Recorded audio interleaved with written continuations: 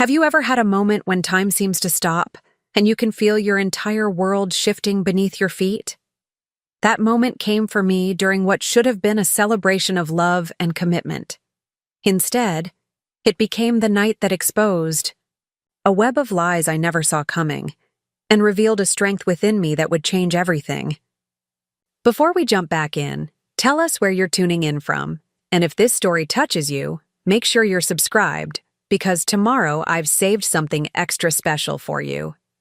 My name is Olivia Carter, and until 6 months ago, I thought I had the perfect life. I had built a successful interior design business from scratch, transforming it from a one-woman operation run out of my spare bedroom to a sought-after firm with clients across Portland and Seattle. My husband, Nathan, was a rising corporate attorney at one of the city's most prestigious firms. We lived in a beautiful craftsman home in the West Hills with views of Mount Hood on clear days. We had friends who envied our relationship, the easy way we seemed to balance ambition and affection, work and play. Or at least, that's what I believed. The morning of our 7th anniversary dawned with that perfect Pacific Northwest light. Soft rain giving way to hazy sunshine that filtered through the tall pines surrounding our home. I woke early, too excited to sleep in. 7 years of marriage. 7 years of building a life together. It felt significant, like we'd crossed some invisible threshold into a deeper commitment. Nathan was already gone when I rolled over, the sheets cool on his side of the bed. His note on the nightstand read, "Early meeting. See you tonight at Riverside. Love you." Riverside was the upscale restaurant where we'd had our first official date, back when we were both just starting out. Me with my design portfolio tucked under my arm, him with law school debt and big ambitions. Nathan had insisted on booking it for our anniversary dinner despite its month-long waiting list. He knew someone, he'd said with that confident smile that had first drawn me to him. I spent the day in a pleasant buzz of anticipation, wrapping up client calls early so I could get ready. I'd bought a new dress for the occasion, emerald green silk that complemented my auburn hair and made my eyes look more gold than brown. As I applied my makeup, I found myself thinking about our journey together. The apartment we'd first shared with its leaky faucets and unreliable heat, the holidays with our merged families, the late nights planning for our future. We'd been talking about starting a family soon. At 34, I felt ready, and Nathan had finally agreed that his career was established enough. I arrived at Riverside early, the hostess showing me to our table by the windows overlooking the Willamette River. The restaurant hummed with quiet conversation, candlelight dancing across white tablecloths and polished silverware. I ordered a glass of champagne while I waited, watching the sunset paint the sky in strokes of pink and orange. At 7:15, 15 minutes past our reservation time, I saw Nathan arrive. He looked handsome in his charcoal suit, his dark hair slightly damp, from what must have been another rain shower, but something about his expression made my stomach tighten, a tension around his eyes that didn't match the occasion. And then I noticed he wasn't alone.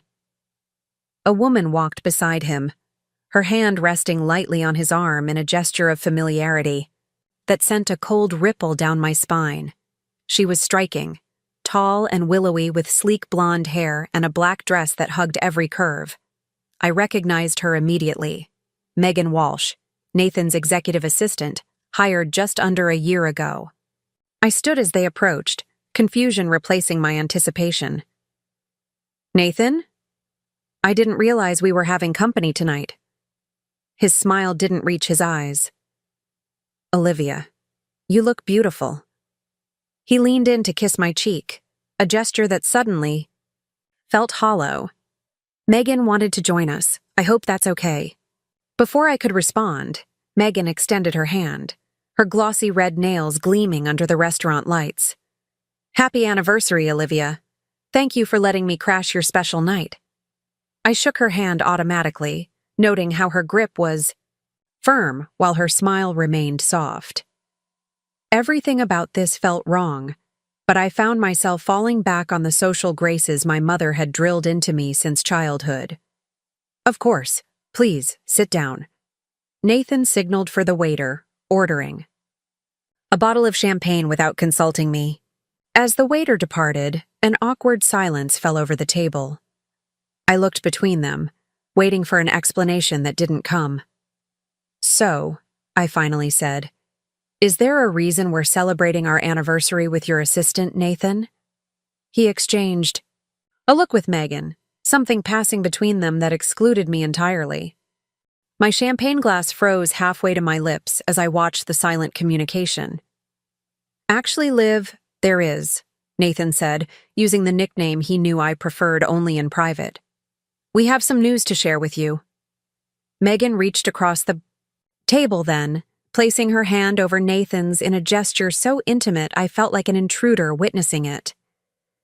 We thought it would be better to tell you in person, in a public place, she said, her voice gentle as if she were breaking bad news to a child. I set my glass down carefully, suddenly afraid I might drop it. Tell me what? Nathan took a deep breath, his eyes finally meeting mine. Megan and we've been seeing each other.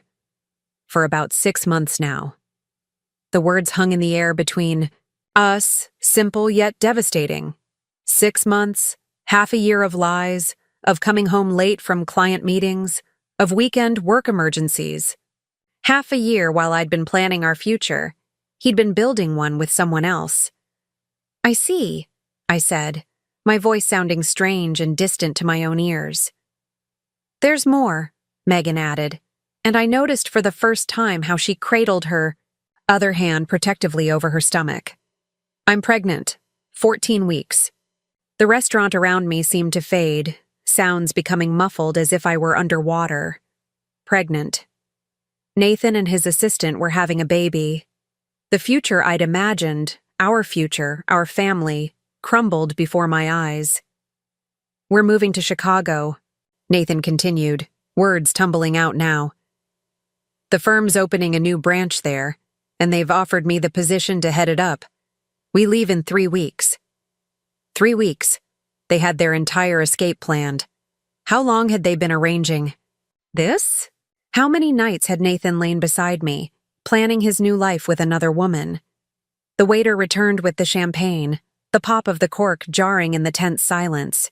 He began to pour, oblivious to the devastation unfolding at our table. No, I said, covering my glass with my hand. I won't be having any. The waiter hesitated, looking between us. Just 2 glasses, Nathan told him, not even attempting to hide his intention to toast his new beginning with Megan right in front of me. As the waiter retreated, Megan leaned forward, her expression a mask of rehearsed sympathy. Olivia, I know this must be a shock. We didn't plan for this to happen. It just did. Sometimes love catches you by surprise. Love. She dared to call it love. This affair built on deception and betrayal. How considerate of you both, I said, surprised by the steadiness of my voice. To hijack my anniversary dinner for your announcement. Was this your idea, Nathan, or hers? Nathan had the grace to look uncomfortable. Liv, we thought it would be better this way. A clean break. You thought it would be better, I interrupted. To humiliate me in public? To turn what should have been a celebration of our marriage into the announcement of its end? Megan's sympathetic expression faltered. That wasn't our intention. Really? What exactly was your intention, Megan? To show me how easily I've been replaced? To make sure I understood that while I've been designing other people's dream homes, you've been destroying mine? Nathan reached across the table, trying to take my hand. I pulled back as if his touch might burn me. Olivia, please, this doesn't have to be ugly. We can handle this like adults. A laugh escaped me then, brittle and sharp. Like adults? Was it adult behavior to carry on an affair with your assistant while coming home to your wife every night? Was it adult behavior to get another woman pregnant while still married? People at nearby tables were beginning to notice our conversation, heads turning slightly in our direction. Nathan lowered his voice. "Keep your voice down. You're making a scene." "I'm making a scene?" The irony was almost too much to bear. "You brought your pregnant mistress to our anniversary dinner, and I'm the one making a scene?" Megan touched her throat, glancing around nervously. Perhaps this wasn't the best idea after all. Maybe we should go. "No," I said firmly. "You wanted this public announcement, so let's have it. Let's talk about what happens next." Nathan straightened, shifting into what I recognized as his lawyer posture, confident, slightly detached. "I've already spoken with my attorney. The house will need to be sold, of course. We can split the proceeds. My firm has connections with excellent divorce lawyers who can make this smooth and quick." Of course, he'd already consulted an attorney. Of course, he had a plan. Nathan always had a plan. "And what about my business?" I asked. "Half of my client meetings happen in our home. Where am I supposed to go while you're off starting your new life in Chicago?" He had the audacity to look annoyed. "Olivia, be reasonable. You can rent a place, maybe downsize your business temporarily. You're talented. You'll bounce back." Preparing and narrating this story took us a lot of time, so if you are enjoying it, subscribe to our channel. It means a lot to us. Now back to the story. Bounce back. As if he were describing a minor setback, not the systematic dismantling of the life we'd built together. I took a deep breath, feeling a strange calm settle over me. "Nathan, do you remember what you said to me the week before our wedding? When my father insisted on the prenuptial agreement?" The change in topic seemed to throw him. He frowned slightly. "What does that have to do with anything?" "You said, 'Don't worry about it, Liv. It's just a formality. We'll never need it.'" I reached for my purse, pulling out my phone. "I've been thinking about that conversation a lot today." A flicker of uncertainty crossed his face. "The prenup is standard. It protects both of us." "Does it?" I scrolled through my phone, finding the document I'd asked my lawyer to email me earlier that day. Just a precaution, a nagging feeling I couldn't explain. Section 4(2) is particularly interesting. "Should you like me to refresh your memory?" Nathan's expression hardened. "This isn't the time or place." "I disagree. This is exactly the time and place." I looked directly at Megan. "Did he tell you about our prenuptial agreement, Megan? Did he mention the infidelity clause?" The raw color drained from her face. "What?" "Nathan's father insisted on it, actually. Old-fashioned values and all that. In the event of infidelity leading to divorce, the offending party forfeits their claim to joint assets and pays a penalty of $500,000. I smiled thinly.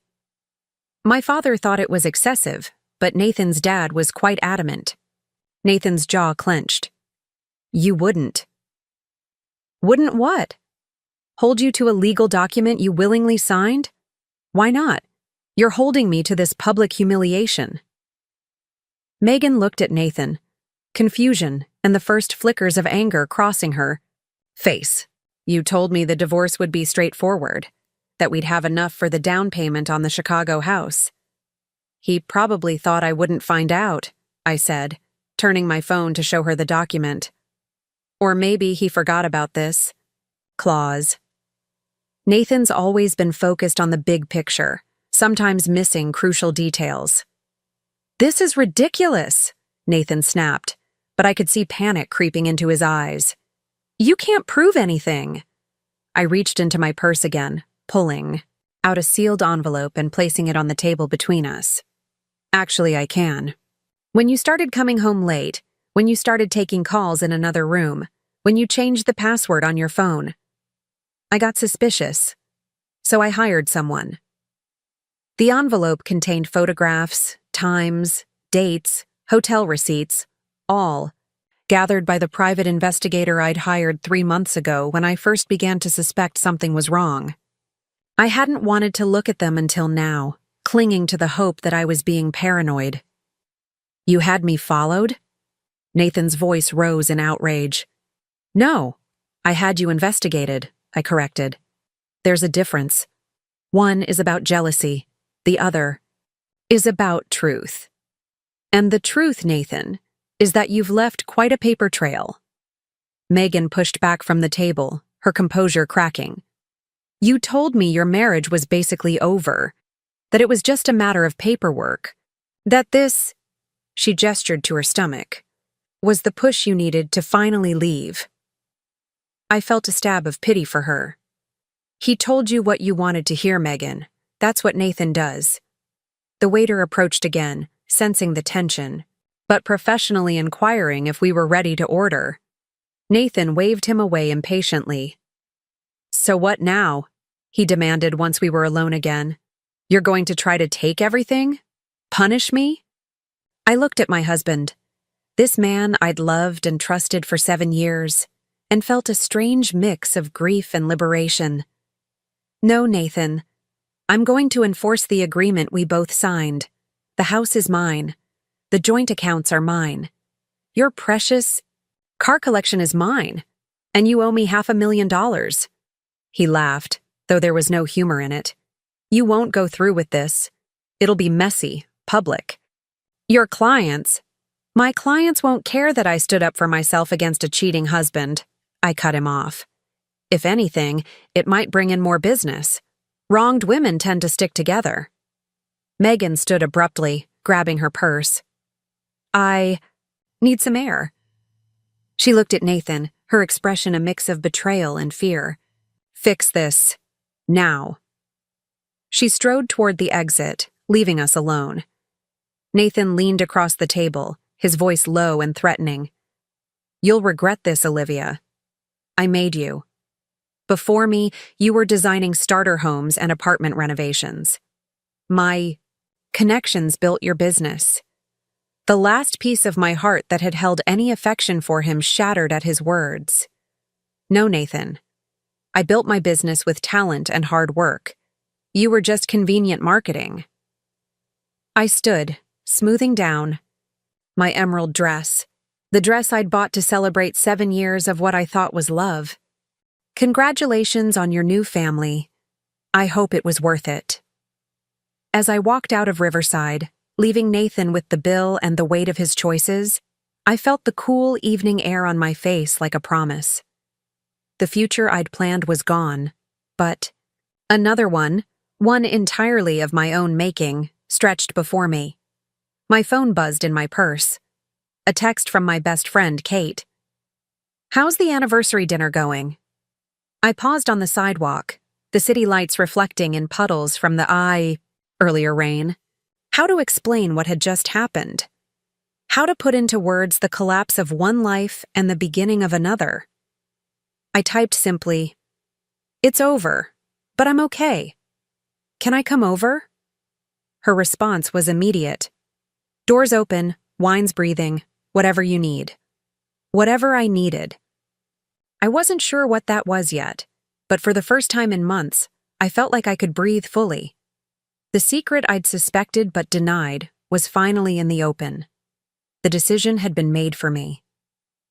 As I walked to my car, I realized Nathan had never asked if I'd known about the affair before tonight. He hadn't questioned how long I'd suspected, how many nights I'd lain awake wondering, how many times I'd checked his story only to find inconsistencies. He hadn't asked because, as always, Nathan was focused on Nathan. His needs, his future, his consequences. Well, now he had consequences in abundance. I slid into the driver's seat, catching my reflection in the rearview mirror. I expected to see devastation, but the woman looking back at me seemed different, stronger, clearer, unburdened by the weight of suspicion and pretense. 7 years of marriage had ended tonight, but something else had begun. And Nathan, along with his pregnant secretary, was about to discover just how formidable I could be when I was no longer trying to save something already lost. The drive to Kate's apartment passed in a blur. Streetlights merged into streaks of gold The radio played songs I couldn't hear, and my mind replayed those moments at Riverside on an endless loop. 14 weeks pregnant, moving to Chicago, the carefully orchestrated ambush on what should have been a night of celebration. I parked in front of Kate's building, a converted warehouse in the Pearl District that she'd helped me redesign 3 years ago. Back when Nathan and I were still solid. Back when I believed in the life we were building. Kate was waiting at her door before I could knock, concern etched across her features. She took one look at my face and pulled me into a fierce hug. "What happened?" she asked, guiding me inside. Her loft was warm and inviting, exposed brick walls, oversized furniture in rich cognac leather, and the subtle scent of the sandalwood candles she always burned in the evening. It felt like a sanctuary. "Nathan's been having an affair with his assistant," I said, the words still strange on my tongue. "She's pregnant. They're moving to Chicago in 3 weeks." Kate's jaw dropped. "That absolute bastard. Tell me everything." I sank onto her sofa, kicked off my heels, and poured out the entire humiliating scene. The ambush at our anniversary dinner, Megan's practiced sympathy, Nathan's clinical detachment as he outlined how our life would be dismantled. And then, I concluded, I told them about the prenup. A slow, fierce smile spread across Kate's face. The infidelity clause? The one his father insisted on? I nodded, accepting the glass of red wine she offered. $500,000, plus forfeiture of joint assets. Holy shit, Liv. She sat beside me, tucking her legs underneath her. What did Nathan do? You should have seen his face. Despite everything, I felt a flicker of grim satisfaction. He didn't think I'd ever enforce it. He thought I'd be too devastated, too accommodating, too much the Olivia he's used to managing. Kate studied me over the rim of her glass. "And are you? Devastated?" I considered the question, searching for the grief I should be feeling. "I'm angry, humiliated, but devastated." I shook my head slowly. I think that part of me died months ago, when I first suspected something was wrong. I've been grieving our marriage in small pieces for longer than I realized. Kate reached for my hand. "What now?" "Now," I said, taking a deep breath. "I call my lawyer. First thing tomorrow." "Stay here tonight," she offered immediately. "The guest room is made up. You shouldn't be alone at the house." The house. Our house. The thought of returning to that space, with its carefully selected furnishings and memories in every room, made my stomach twist. "Thank you," I whispered. My phone buzzed again. Nathan. I silenced it without reading his message. "He can stew in his own mess tonight," Kate said approvingly. "Tomorrow's soon enough to deal with the fallout." But the fallout arrived sooner than expected. At 11:37 p.m., the building's security intercom buzzed. Kate answered, then turned to me with raised eyebrows. "It's Nathan. He says he needs to talk to you." My heart hammered against my ribs. How did he even know I was here? He probably tried the house first, Kate reasoned. Want me to send him away? I stood, smoothing down the borrowed pajamas Kate had lent me. "No, let's get this over with." Nathan appeared at the door moments later, his earlier composure completely shattered. His tie was loosened, hair disheveled, eyes wild. He'd clearly been drinking. "Olivia," he said, stepping forward. Kate blocked his path, arms folded. "You can talk from right there," she said firmly. He glared at her. "This is between me and my wife." "Your wife who you publicly humiliated and betrayed?" Kate's voice was ice. "The wife you were planning to abandon after dropping your bombshell? That wife?" "Kate," I said quietly. "It's... okay, give us a minute." She hesitated, then nodded. "I'll be in the kitchen. Shout if you need me." She fixed Nathan with a warning look before retreating. Nathan dropped onto Kate's sofa without being invited, running his hands through his hair. You have to rip up that prenup. No apology, no explanation, just a demand. I don't have to do anything, I replied, remaining standing. Where's Megan? At her place. He looked up, desperation replacing his earlier arrogance. Liv, you don't understand. If you enforce that prenup, I'm ruined. The Chicago position, the new house, everything's leveraged on the assumption we'd sell our place. I can't come up with $500,000. That sounds like a problem you created for yourself. He stood abruptly, pacing the limited space between the sofa and coffee table. This isn't you, Olivia. This vindictive person. We had 7 good years. Doesn't that count for something? It counted for everything to me, Nathan. That's why. I didn't hire the investigator at the first sign something was wrong. That's why I kept believing your excuses about late meetings and weekend emergencies. That's why I planned a special anniversary dinner while you were planning your escape. He flinched at that. I never meant to hurt you. A harsh laugh escaped. Me. No, you just meant to replace me. There's a difference, I suppose. Megan's pregnancy was an accident, he said, as if that excused everything. But now that it's happening, I have responsibilities. Surely you can understand that. I understand responsibility very well. I also understand consequences. You made choices, Nathan. A series of them. Each time you took Megan to a hotel. Each time you lied to my face. Each time you made plans for your new life while pretending to be committed to our existing one. He moved closer, his expression shifting to something more calculated. The lawyer emerging again. If you go through with this, it gets ugly. Public. Your business? Don't threaten me, I cut him off. My business is built on my talent and reputation, not your connections. And unlike you, I have nothing to hide. His jaw tightened. Think about what this will do to Megan, to our baby. The manipulation was so transparent it almost made me laugh.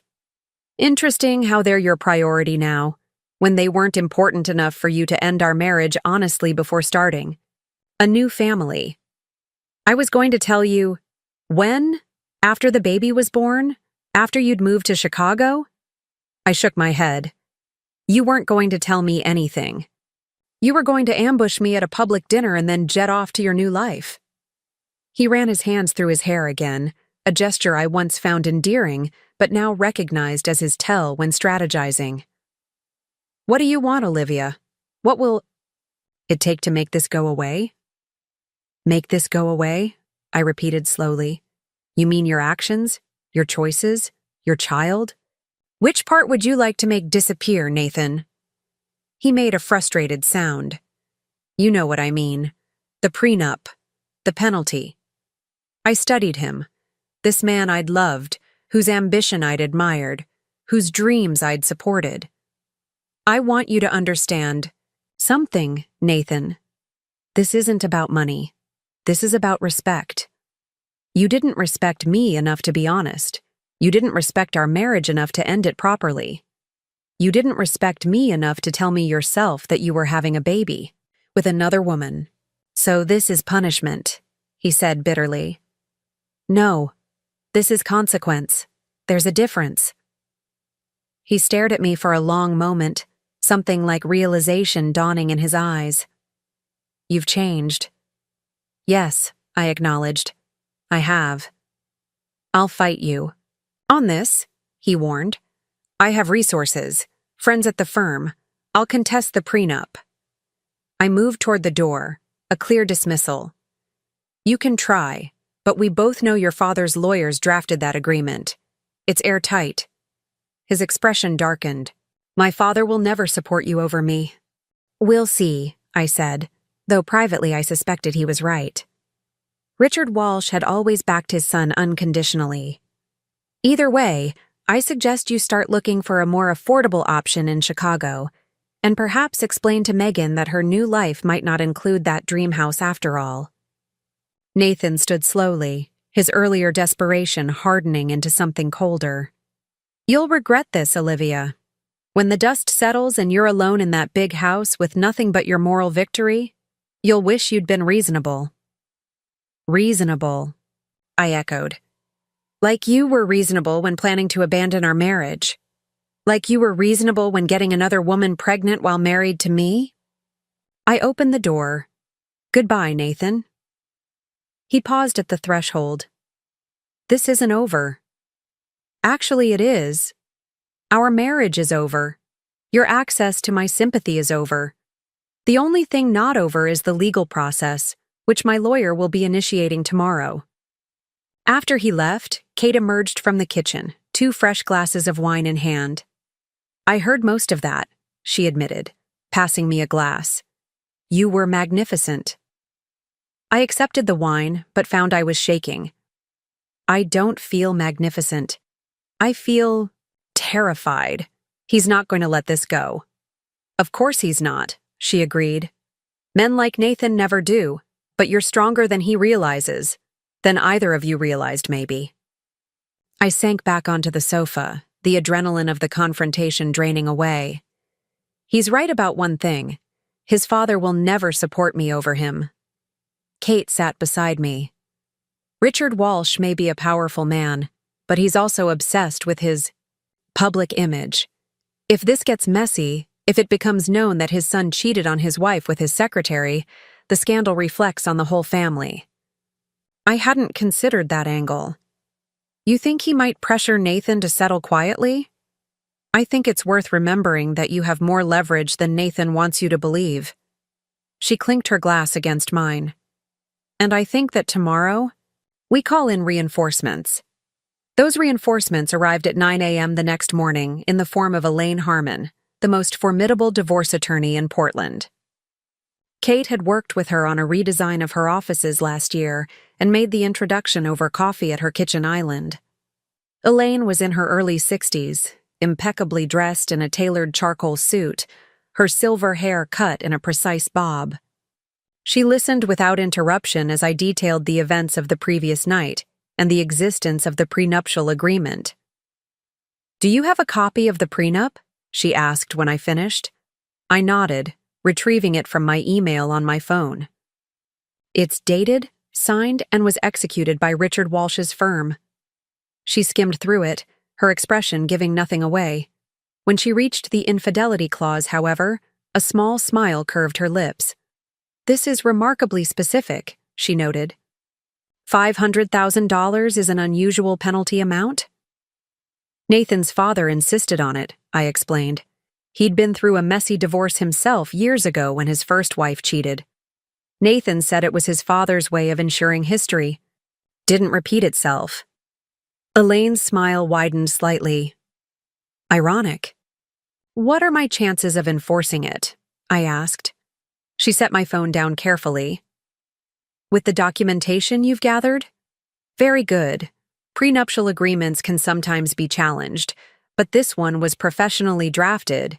You both had independent legal counsel review it, and the terms, while harsh, aren't unconscionable given your financial situations at the time of signing." Relief flooded through me. "So, what's next?" "First, we file for divorce citing adultery as grounds. This puts the infidelity front and center, establishing the basis for enforcing the prenup's penalty clause. Simultaneously, we freeze all joint accounts and assets to prevent Nathan from moving or liquidating anything." I nodded, making mental notes. "And the house?" "Given that the prenup specifies joint assets go to the wronged party, the house would be yours. However," she added cautiously, "these situations rarely proceed smoothly. Nathan will fight. He'll likely claim the prenup is unenforceable for some reason, duress, inadequate disclosure, something. And given that his father's firm drafted it, he may have insights into potential weaknesses." "So we should prepare for a battle," Kate said. "Always," Elaine confirmed. But battles can be won before they're even fought if the preparation is thorough enough. She opened her briefcase, extracting a legal pad. I need to know everything about your finances, joint and separate. Every account, every investment, every asset. I also need details about Nathan's compensation structure at the firm. Partners often have complex arrangements. Base salary, profit sharing, bonuses. We need the complete picture. For the next 2 hours, we dissected my financial life. Elaine was thorough, catching details I might have overlooked. By the end, I had a clearer picture of my financial position than I'd had in years. One last thing, Elaine said as she prepared to leave. Have you spoken with Megan directly? Without Nathan present? I shook my head. No, just that horrible dinner. She considered this. She may be a valuable ally. She's been lied to as well from what you've described. The thought of reaching out to the woman who'd been sleeping with my husband made my stomach turn. I don't think I can do that. Consider it, Elaine advised. Sometimes the most unexpected alliances prove most effective. After Elaine left with a promise to file the initial paperwork that afternoon, Kate turned to me. Are you ready to go home? Home. The word felt different now. I don't know if I'll ever be ready, but I need clothes, my laptop, client files. I'll come with you, she offered. We drove to the West Hills in silence. As we approached the house, I spotted Nathan's car in the driveway. He's here, I said, my pulse quickening. I thought he'd be at work. Kate's grip tightened on the steering wheel. Want to come back later? I took a deep breath. No, this is my house too. For now, at least. Nathan opened the door before we'd reached it, his expression a mixture of anger and wariness. He'd changed into casual clothes, jeans and a gray Henley, and looked like he hadn't slept. We need to talk, he said, ignoring Kate completely. I'm just here to get some things, I replied, stepping past him into the foyer. The familiar scent of the house, the subtle lemon of the cleaning products, the faint cedar from the closets, hit me with unexpected force. Olivia, please. 5 minutes. Kate squeezed my arm. I'll start gathering your stuff upstairs, she said, giving me a questioning look. I nodded, and she headed up the staircase, casting a warning glance at Nathan as she passed. I moved into the living room, keeping the sectional sofa between us. What is it, Nathan? He looked around the room, at the art we'd collected together, the built-ins he'd installed one summer, the view of the mountains through the window, and for the first time, I saw genuine regret cross his face. I talked to my father this morning, he said. Of course he had. Nathan always ran to Richard when in trouble. And? I prompted. He says the prenup is solid, that the penalty clause will be enforceable with the evidence you have. He swallowed hard. He's disappointed in me. I waited, suspecting there was more. He's withdrawing his support for the Chicago position, says he won't have the family name associated with a scandal. Nathan's voice was bitter. 36 years of being the perfect son, and one mistake costs me everything. One mistake, as if months of deception could be condensed into a single error in judgment. What do you want, Nathan? I asked, suddenly tired. I want to fix this, he said, moving closer. To find a way forward that doesn't destroy everything I've worked for. Everything you've worked for, I repeated. What about everything I've worked for? Our life together? The future we planned? You were willing to discard all of that. He had the grace to look ashamed. I wasn't thinking clearly. Megan. She's young. She was exciting, different. But now, with the baby coming, with everything at stake, you still don't get it, I said softly. This isn't something you can fix with the right argument or the right connections. You can't negotiate your way out of betrayal. What if we went to counseling? He suggested, desperation creeping into his voice. What if… Stop. I held up my hand. There's a pregnant woman across town who believes you're building a life with her. Are you suggesting we pretend that isn't happening?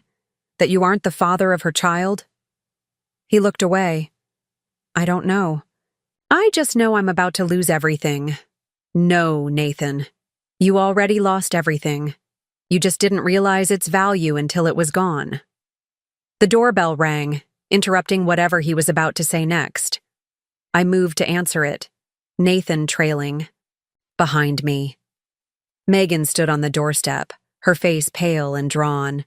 She wore jeans and an oversized sweater, her hair pulled back in a simple ponytail. Without the confidence and polish she'd displayed at dinner, she looked younger, more vulnerable. I need to talk to you, she said to Nathan, then noticed me. Both of you, actually. I hesitated, then stepped back to let her in. Kate appeared. At the top of the stairs, a duffel bag in hand. She assessed the situation with a quick glance. Everything okay? She called down.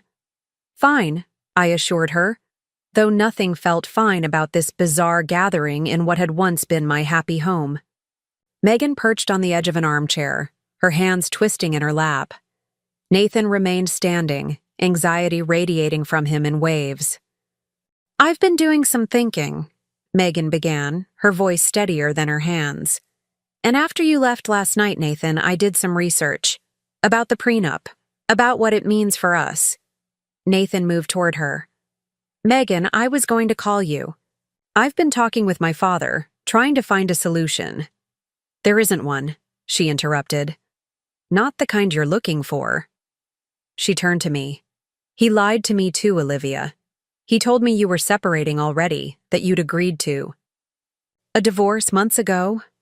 He said you were just waiting for the right time to announce it. The depth of Nathan's deception shouldn't have surprised me anymore, but somehow it still did. That was never true, I told her. I know that now. She shot Nathan a cold look. Just like I know the Chicago house is a fantasy. Just like I know he told his parents we met at a charity event, not that I was his secretary. Just like I know he promised me a life he can't deliver. Nathan's face had gone pale. Megan, please. No, she cut him off. I'm done being lied. Tars, she stood, smoothing her sweater over the slight curve of her stomach. I'm not contesting the prenup. In fact, I'll provide a statement confirming the timeline of our relationship if it helps. I stared at her, stunned. Why would you do that? Her chin lifted slightly. Because I deserve better than a man who builds his future on lies. Because this baby deserves better. She glanced at Nathan. And because he was never going to be honest with either of us. Nathan looked stricken. You can't be serious. After everything we've planned. Plans based on fantasy. She shot back. On money you don't have. On a life you can't provide. She turned back to me. I don't expect forgiveness or friendship, Olivia. But I think we've both been deceived by the same man, and I won't help him avoid the consequences any longer. A strange sense of solidarity flickered between us, two women manipulated by the same charming liar. What will you do? I asked her. Move back to Seattle. My sister's there. Start over. She placed a protective hand over her stomach. Figure out what being a single mother looks like. Nathan stepped between us, his composure completely shattered. This is insane. Both of you are overreacting. We can work this out, find a compromise. There's no compromise for betrayal, Nathan, Megan said quietly. You taught me that. She moved toward the door, pausing with her hand on the knob. I'll have my lawyer contact yours, she said to me. For what it's worth, I'm sorry. Not just for the affair, but for believing I was special enough to justify it. Neither of us deserved this. After she left, silence filled the foyer. Nathan stood frozen, a man watching his carefully constructed worlds collapse around him. She's right, I finally said. Neither of us deserved this. He turned to me, and for a moment, I glimpsed the man I'd fallen in love with. Vulnerable, human, flawed. What happens now? Now you face the consequences of your choices, I said simply. Just like the rest of us have to. Kate descended the stairs, my duffel bag slung over her shoulder, my laptop case in her hand. Ready? She asked softly. I nodded, taking one last look around the home we'd built together. It would never feel the same again, but perhaps that was necessary. Perhaps this ending, painful as it was, would lead to a beginning I couldn't yet imagine. My lawyer will be in touch, I told Nathan as I followed Kate to the door. I suggest you find one of your own, one not associated with your father's firm. He made no move to stop us, standing in the middle of the foyer like a man adrift. As we pulled away from the house, I caught a glimpse of him through the window, head in his hands. Are you okay? Kate asked as we turned onto the main road. I considered the question carefully. My marriage was over. My life was upended. The future I'd planned had evaporated. But alongside the grief and anger, I felt something unexpected. Possibility. No, I answered honestly. But I think I will. B. The next few weeks unfolded in a blur of legal meetings, paperwork, and the strange process of dismantling a shared life. I moved into Kate's guest room temporarily, grateful for the sanctuary of her space while I sorted through the wreckage of my marriage. Elaine proved to be everything Kate had promised, efficient, strategic, and utterly merciless when necessary. She filed the divorce papers citing adultery as grounds, froze the joint accounts, and placed a temporary hold on the house to prevent Nathan from selling it out from under me. He's hired Gloria Thompson, Elaine informed me during our third meeting, a hint of admiration in her voice. Smart choice. Is that bad for us? I asked, flipping through the stack of financial disclosures I needed to sign. Not bad, challenging. She tapped her pen against her notepad. Gloria's excellent, but she typically defends prenups rather than challenges them. Interesting that she's taken this case. What does that mean for our strategy? It means Nathan is likely going for a settlement rather than a court battle. Gloria excels at finding mutually beneficial compromises that keep her clients out of court. Elaine smiled slightly. She also charges $750 an hour, so unless Nathan has cash reserves we don't know about, he's feeling the financial pressure already. I signed the last document and slid the stack across the desk. Has Megan's lawyer been in touch? Yes, she's provided a written statement confirming the timeline of the affair. Very detailed, very damning. Elaine's expression was carefully neutral. She's not asking for anything in return. The thought of Megan still stirred complicated emotions. Anger and betrayal, yes, but also an odd sense of connection. We'd both been deceived by the same man, both had our futures derailed by his selfishness. What about the Chicago position? Is Nathan still pursuing that? Elaine shuffled through her notes. From what I understand, the offer has been rescinded. Richard Walsh made some calls. Nathan remains at the Portland office, but there's talk he's been removed from some key accounts. The news should have brought satisfaction, but instead, I felt a hollow ache. Nathan's career had been so important to him, to both of us, for so long. We'd made sacrifices for it, planned our lives around it. You don't look pleased, Elaine observed. I'm not celebrating his downfall, I said quietly. I just want what's fair. She studied me for a moment. Fair is subjective in divorce, Olivia. What the law provides is equitable division, consideration of fault in certain circumstances, and enforcement of valid agreements. Fair is something else entirely. I sighed, gathering my purse. So what's next? We have a preliminary hearing next week. Just procedural matters, but you should be there. Until then, continue documenting everything. Any contact from Nathan, Any unusual financial activity you notice. And please, she added with uncharacteristic gentleness, take care of yourself. Divorce is a marathon, not a sprint. Outside. Elaine's office. Spring sunshine bathed the downtown streets in golden light. Cherry blossoms lined the park blocks, their delicate pink petals drifting on the breeze. It seemed almost offensive that the world could be so beautiful while my life was in shambles. My phone buzzed with a notification, an email from my largest client. They were postponing our project indefinitely due to internal restructuring. The timing was suspicious. Nathan had connections with their CFO. They played golf together monthly. I typed a careful response, professional and understanding, then called Kate. He's poisoning my client relationships, I told her, fighting. To keep my voice steady, the Westbrook project just got shelved. Kate's outrage was immediate and profane. That absolute snake. Can Elaine do something? Probably not. It's not illegal to tell people not to work with your soon-to-be ex-wife, just incredibly petty. I leaned against a building, suddenly exhausted. I need to get back to work properly. I can't keep operating out of your guest room indefinitely. What about the house? Kate asked. Elaine said it's yours under the prenup. The thought of returning to the house filled me with dread. I don't think I can live there anymore. Too many memories. So sell it.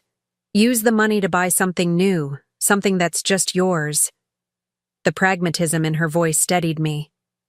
And in the meantime, come to the office. You can use the conference room until you figure something out. Kate's design firm occupied a sunlit space in a converted warehouse.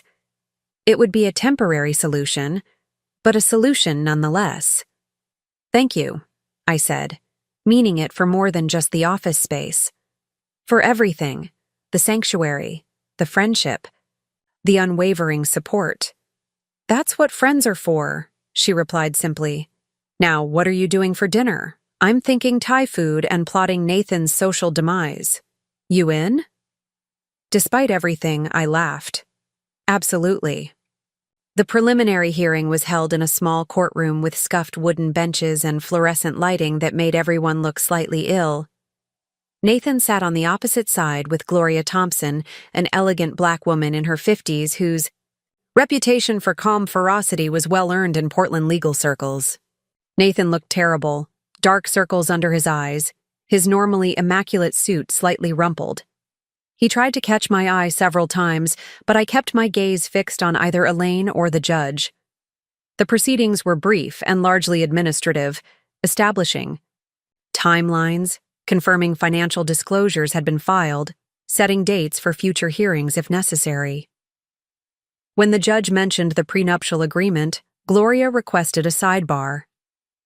The two attorneys and the judge conferred quietly while Nathan and I sat in uncomfortable silence. When Elaine returned to her seat, she passed me a note. They want to discuss settlement options. Meeting tomorrow, 2 p.m., my office. I nodded, relief and apprehension mingling in my chest.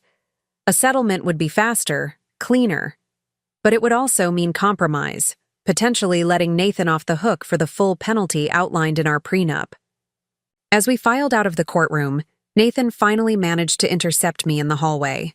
Elaine tensed beside me, but I gave her a slight nod. I could handle this.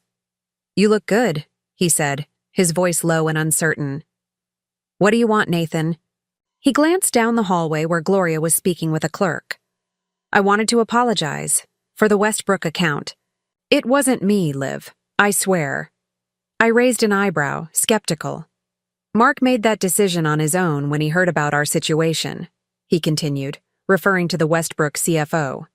I told him it was inappropriate. I've asked him to reconsider. Why would you do that? He looked genuinely confused. Because it's your work, your talent. My personal failings shouldn't affect that. For a moment, I glimpsed the man I'd married, the one who had always believed in my abilities, who had championed my career even as he pursued his own. It was disorienting, like seeing a ghost. Thank you, I said stiffly, if that's true. It is. He hesitated, then added, For what it's worth, I never meant for any of this to happen. The affair, the pregnancy, it all spiraled so quickly. Things don't just happen, Nathan. You made choices, repeatedly, for months. He flinched. I know, and I'm facing the consequences now, every day. His voice dropped even lower. Megan left for Seattle last week. She doesn't want me involved in the baby's life. The information landed like a stone in still water, sending ripples of confusion through me. I thought you wanted a family with her. He looked away. I thought I did too. Or maybe I just convinced myself of that when she told me she was pregnant. I don't know anymore. Gloria appeared at his side, placing a gentle hand on his arm. We should go, Nathan. We have preparation to do for tomorrow. He nodded, then turned back to me. Liv? Don't call me that, I interrupted. Not anymore. Something like resignation crossed his face. Right. Sorry. Olivia. I just want you to know. I'm not fighting to keep what isn't mine. Tomorrow's meeting, I'm not trying to weasel out of the prenup. I just want to find a way forward that we can both live with. I didn't respond, watching as Gloria led him away. Elaine appeared beside me, eyebrows raised in question. He says he didn't interfere with the Westbrook account, I told her, and that Megan's left town, doesn't want him involved with the baby. Elaine considered this. The Westbrook situation we can verify. As for Megan, her lawyer did mention she was relocating immediately after providing her statement. It's consistent. Why tell me, though? What does he gain? She shrugged. Perhaps nothing. Not everything in divorce is strategic, Olivia. Sometimes it's just human beings processing grief and guilt in real time. The next day, I arrived at Elaine's office 15 minutes early, stomach knotted with tension. Despite my outward composure in court, facing Nathan across a conference table to dismantle our marriage felt overwhelming. 7 years together reduced to assets and liabilities, divided like spoils of war. Elaine greeted me with a rare smile. I've had some preliminary discussions with Gloria this morning. I think you'll be pleased with the direction things are heading. What direction is that? Nathan is prepared to accept the infidelity penalty in full. No contest. I blinked, surprised. The entire $500,000? Yes. His only request is for a payment plan rather than a lump sum. Given his current financial situation, that's reasonable. It was more than reasonable, it was unexpected. What about the house, our other assets? He's conceding those as well, per the prenup's terms. Joint assets to the wronged party. She tilted her head, studying me. Does this align with your goals for the settlement? Did it? I had been prepared for a fight, for Nathan to deploy every legal maneuver and emotional manipulation to reduce his obligations. This ready capitulation felt almost anticlimactic. It seems too easy, I admitted. What's the catch? That's what we're here to determine. She gathered her files. Gloria and Nathan should arrive any minute. Remember, you don't have to agree to anything today. We can take time to consider any proposal. The settlement meeting was surreal in its civility. Nathan and Gloria arrived precisely on time, exchanged professional greetings, and took their seats across the polished conference table. Nathan looked better than he had in court, more rested, his suit properly pressed, his expression composed if solemn. Gloria presented their proposal efficiently. Nathan would accept the full infidelity penalty, paying in monthly installments, over 5 years. All joint property would transfer to me, including the house, investment accounts, and art collection. In exchange, Nathan would keep his retirement accounts and personal possessions. The division was clean, straightforward, and heavily weighted in my favor as the prenup dictated. There must be something else, I said when Gloria finished, looking directly at Nathan. This is essentially giving me everything I asked for. Nathan met my gaze steadily. It's giving you what's legally yours under an agreement I willingly signed. I broke the terms. These are the consequences. Elaine and I exchanged glances. We'll need to discuss this privately, she told Gloria. Once Nathan and Gloria had stepped out, Elaine turned to me. Thoughts? It feels wrong, I said, struggling to articulate the uneasiness. Like he's playing some angle I can't see. Elaine reviewed the proposal again. The terms are sound. The payment plan is reasonable given his cash flow situation. There are penalties for late payments. All very standard. She set the document down. What specifically concerns you? I sighed, frustrated with my own uncertainty. Nothing specific, just Nathan doesn't give up, ever. It's not in his nature. People change when faced with overwhelming evidence against them. Gloria likely advised him that fighting the prenup would be expensive and ultimately futile. This may simply be a pragmatic decision. My mind raced, searching for hidden traps or angles I was missing. Finding none, I nodded slowly. Let's accept the core terms, but request some additional safeguards around the payment plan. When Nathan and Gloria returned, we outlined our conditions. The payments would be secured against his partnership shares at the firm. Any late payment would trigger acceleration of the entire remaining balance, and a formal acknowledgement that the settlement was based on the infidelity clause of our prenuptial agreement. Gloria took notes, nodding. These terms seem reasonable. We'll draft the revised agreement for review by the end of the week. Nathan remained quiet, letting his attorney handle the negotiations. Only when we were wrapping up did he speak directly to me. There's one more thing, he said, his voice carefully controlled. Not a condition, just a request. I'd like to talk with you privately before we sign the final documents.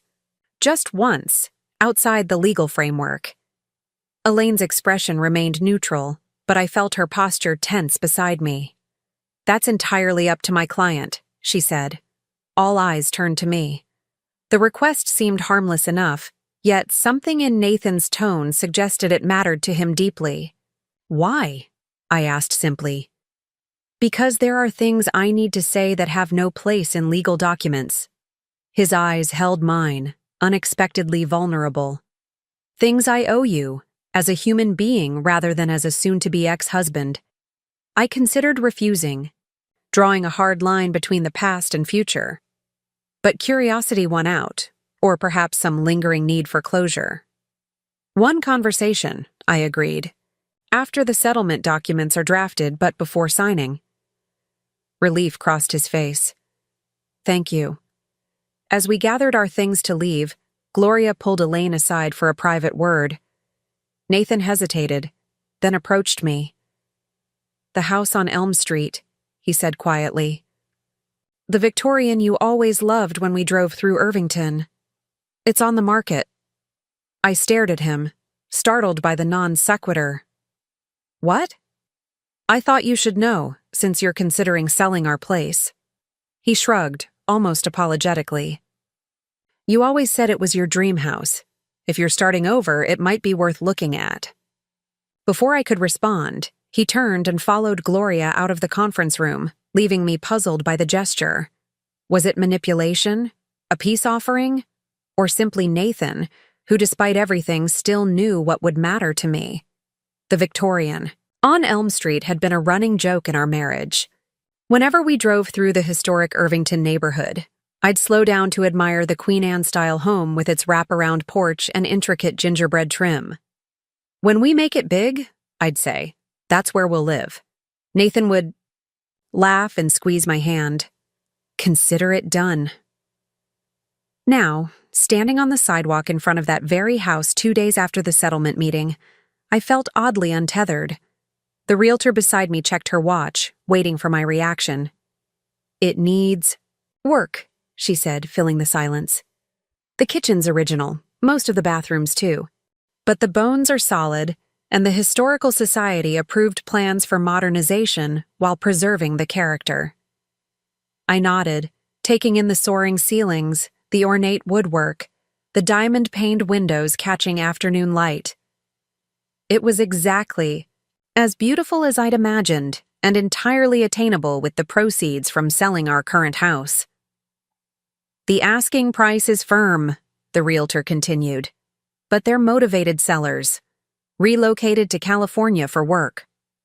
I'd like to think about it, I said, running my hand along the carved banister of the main staircase. Can I let you know tomorrow? Of course. She handed me a folder of information. All the details are in here, including the inspection report and approved renovation plans. As we stepped back outside, she hesitated. I should mention, there's another interested party. They're getting their financing in order, but will likely make an offer by the end of the week. Of course there was. A house like this wouldn't sit empty for long. I understand. Thank you for the heads up. Back at Kate's apartment, I spread the listing materials across her coffee table. She whistled as she flipped through the photos. It's gorgeous, exactly your style. She looked up, eyes narrowing slightly. How did you find out it was listed? I hesitated, then admitted. Nathan told me. Her eyebrows shot up. Nathan? Why would he do that? I don't know. Maybe trying to soften his image before our final meeting? Maybe genuine goodwill? I sighed, leaning back against the couch. It's so strange, Kate. Every time I think I've figured him out, he does something unexpected. She studied me carefully. Are you still in love with him? The question caught me off guard. No, I said automatically, then paused, considering more deeply. No, but 7 years doesn't just vanish. There are moments when I glimpse the man I married, and it's disorienting, like running into an old friend you've lost touch with. Kate set down the listing photos. Just be careful with that meeting he requested. Men like Nathan, charming, strategic, they know how to press emotional buttons, especially ones they installed themselves. I know. Trust me, my guard is up. I gestured to the spread of papers. But what about the house? Am I crazy to consider it? She smiled, bumping my shoulder with hers. You'd be crazy not to. It's your dream home, Liv. And what better way to start fresh than in a place that's fully yours? No memories of Nathan? No compromises based on his preferences. Just your vision, your space.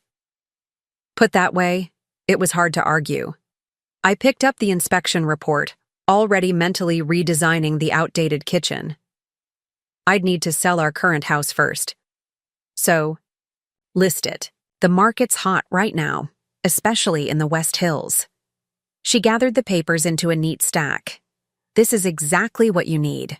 A project, a fresh start, something to pour your talent and energy into while the legal stuff sorts itself out. She was right.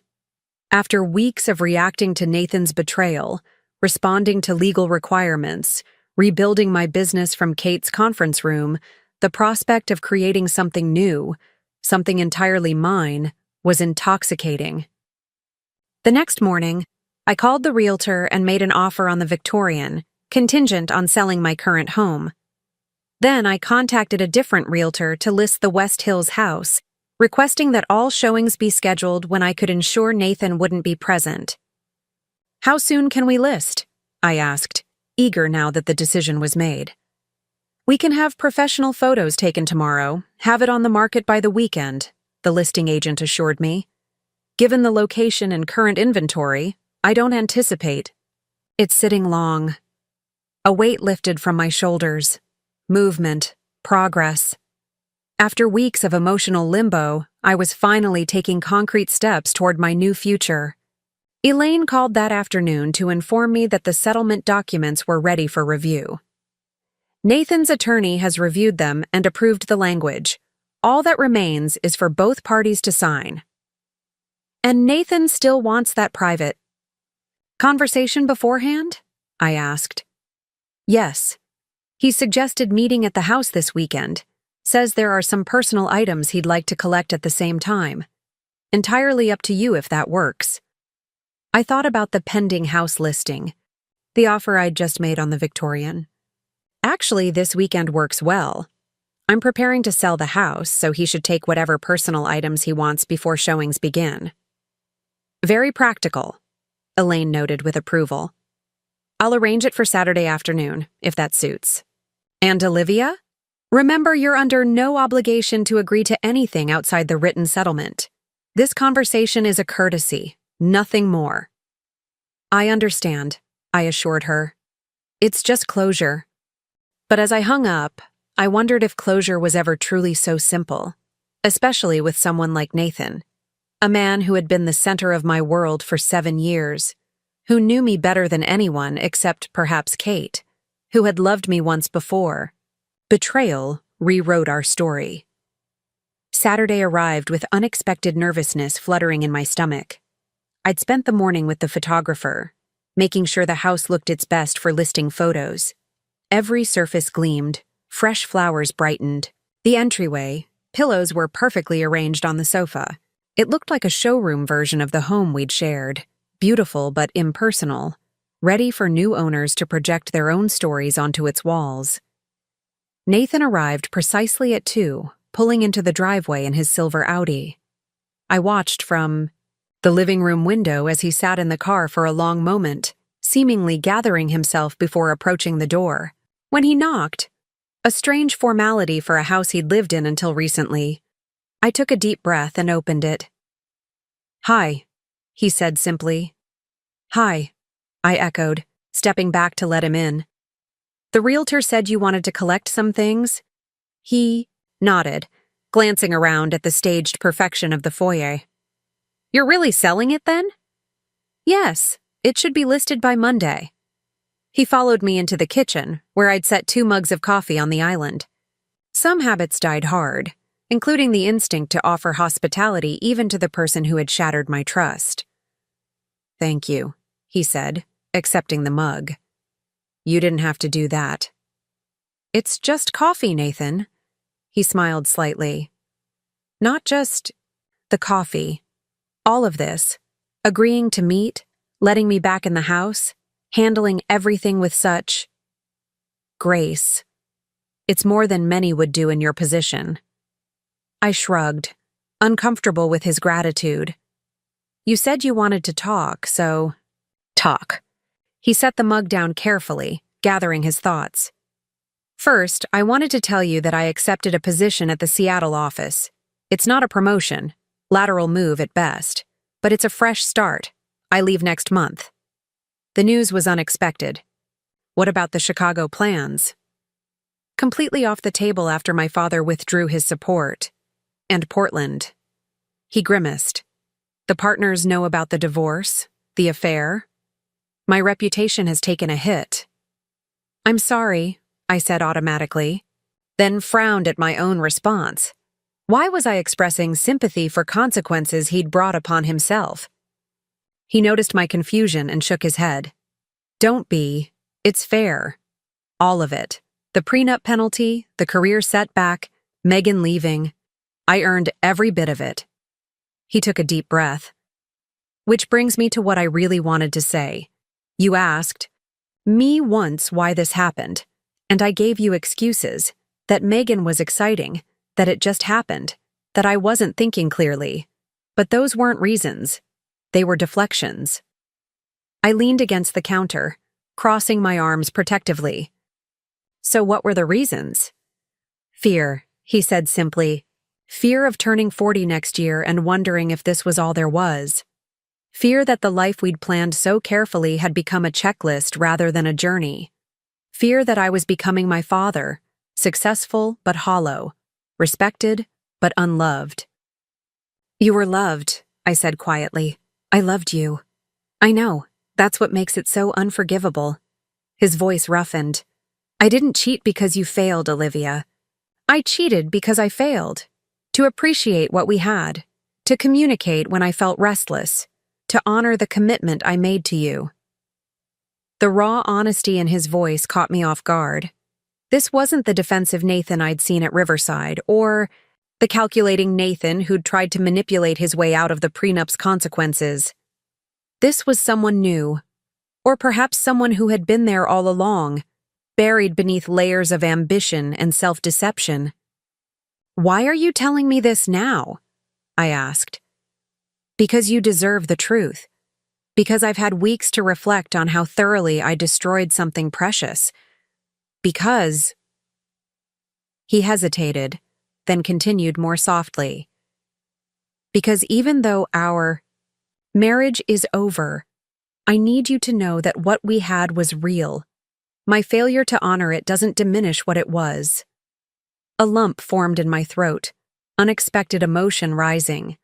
"I don't know what to do with that, Nathan." "You don't have to do anything with it," he assured me. "I'm not asking for forgiveness or reconciliation. I just needed to say it. For myself, maybe, but mostly for you. So you don't spend years wondering if any of it was genuine." We stood in silence for a moment, the afternoon sun casting long shadows across the kitchen floor. The space felt different somehow, no longer vibrating with fresh betrayal, but humming with a quieter sadness, the gentle ache of something once beautiful, now irretrievably lost. "I went to see the Victorian," I finally said, changing the subject. "Made an offer, actually." His expression brightened. "That's wonderful. It's perfect for you. All those built-ins for your design books. That sunroom that would make an incredible office space." The enthusiasm in his voice was so familiar, so reminiscent of the Nathan who had supported my dreams, that for a moment I could almost forget the past few months. Almost. "I should get my things," he said, seeming to sense the shift in my thoughts. "I won't take much. Just some clothes. Books, personal items. Everything else should stay for staging." I nodded. "Take whatever matters to you. The rest is just stuff." As he moved toward the stairs, he paused. "Olivia, for what it's worth, and I know it's worth very little right now, I am truly sorry. Not just for getting caught, not just for the consequences, but for the hurt I caused you. You deserved better." I met his gaze, finding unexpected sincerity there. "Yes," I agreed quietly. "I did." And as he disappeared upstairs to collect the remnants of his life from our shared home, I realized something important. Something that might just be the first real step toward healing. I was done being Nathan Walsh's wife, but I wasn't done being Olivia Carter. In fact, in some ways, I was just beginning. The West Hills house sold in 5 days, 3 days of showings, a brief bidding war, and an all-cash offer well above asking price. The buyers wanted a quick closing, which suited me perfectly. With each passing day, the house felt less like home and more like a museum of a life that no longer existed. My offer on the Victorian had been accepted contingent on my house selling, so the timing couldn't have been better. The pieces were falling into place with an efficiency that almost felt suspicious after weeks of chaos. "Sometimes the universe aligns," Kate said when I expressed my disbelief over celebratory drinks at her apartment. "Consider it cosmic karma for enduring Nathan's betrayal with such dignity." I laughed, the sound lighter than it had been in months. I'm not sure dignity is the right word for how I've handled any of this. "Trust me," she insisted, refilling our glasses. "Many women would have burned his designer suits on the front lawn, or leaked his text messages to the firm's partners. You've been a model of restraint." The settlement was signed the week after Nathan and I had our conversation. We met at Elaine's office with Gloria. The 4 of us gathered around the conference table, reviewing each page with careful attention. Nathan signed without hesitation, his signature bold and familiar on each designated line. When it was my turn, I felt a strange reluctance, my pen hovering above the page. This was what I wanted. A clean break, a fair division, the enforcement of the agreement we'd both entered willingly. yet signing felt momentous, the formal end of 7 years together. "Take your time," Elaine said quietly. Nathan watched me, his expression unreadable. "Second thoughts?" "No," I replied, meeting his gaze. "Just acknowledging the moment." I signed each page, the scratch of pen on paper unnaturally loud in the quiet room. When I reached the final page, I paused again, then signed with a flourish. It was done. Elaine collected the documents, a professional smile warming her face. "Congratulations to you both on reaching an amicable resolution. We'll file these with the court today, and the divorce should be finalized within 60 days, given the uncontested nature." Gloria shook my hand, her grip firm. "Best wishes for your next chapter, Olivia. You've handled a difficult situation with remarkable grace." As we prepared to leave, Nathan approached me one last time. "When do you close on the Victorian?" "Next month, if all goes according to schedule." The question seemed innocuous, but I remained wary of hidden intentions. "Why?" "I'd like to offer my contact at Bramley's for the renovation." Bramley's was an exclusive architectural salvage warehouse that specialized in period-appropriate materials for historic homes. They're normally closed to the public, but Jim would help you find original fixtures, hardware, anything you need to restore the place properly. The gesture was thoughtful, exactly the sort of thing the old Nathan would have done. "Thank you," I said carefully. "That would be helpful." He nodded, producing a business card from his wallet. "I've already mentioned you. Just call when you're ready." I accepted the card, our fingers brushing briefly in the exchange. A month ago, even that slight contact would have been unbearable. Now it was just strange. Like touching a photograph of someone you once knew. "Good luck in Seattle," I offered. A shadow crossed his face. "Thank you. And good luck with the Victorian. It's going to be amazing once you work your magic on it." We parted ways in the lobby, Nathan heading toward the parking garage, me toward the street where Kate waited in her car. I didn't look back, but I felt his eyes following me, watching the final moments of our shared story fade into separate futures. "Well?" Kate asked as I slid into the passenger seat. "How does it feel to be almost officially divorced?" I stared, out the windshield, trying to identify the swirl of emotions beneath my ribs. "Incomplete," I finally said, like reading the last page of a book only to discover someone's torn out the epilogue. She squeezed my hand. "You get to write your own epilogue now, starting with that gorgeous Victorian." The weeks that followed were a whirlwind of logistics, closing on both houses, arranging movers, sorting through 7 years of accumulated possessions. I divided everything into neat categories: keep, donate, sell, discard. The process was both cathartic and exhausting, each item weighted with memories that required evaluation before being assigned its fate. Nathan's contact at Bramley's proved invaluable. Jim, a bearded architectural enthusiast with encyclopedic knowledge of Victorian craftsmanship, gave me a private tour of the warehouse's treasures. I found period-appropriate doorknobs, light fixtures, even original clawfoot tubs that would bring authentic character to the renovations. "Your husband has good taste," Jim commented, as we examined a set of stained glass panels that would be perfect for the entry hall. "He always appreciates the genuine article." I didn't correct him about Nathan's status, focusing instead on the glass, jewel tones of ruby, emerald, and sapphire that would cast colored light across the foyer floor. "These are perfect. I'll take them." "Excellent choice. I'll have them delivered to the house next week." He made a note in his leather-bound ledger. "Will Mr. Walsh be overseeing the installation?